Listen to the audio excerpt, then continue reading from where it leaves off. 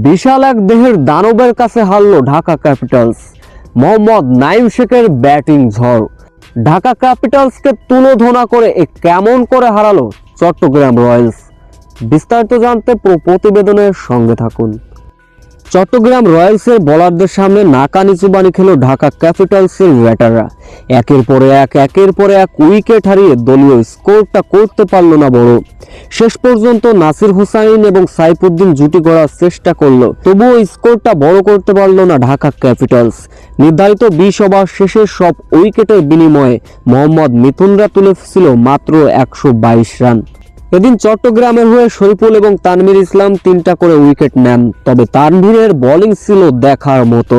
4 over bowling করে 8 run খরচায় নিয়েছিলেন মূল্যবান 3 উইকেট। তাতে করে রেকর্ড গড়ে গেল বিপিএল ইতিহাসে।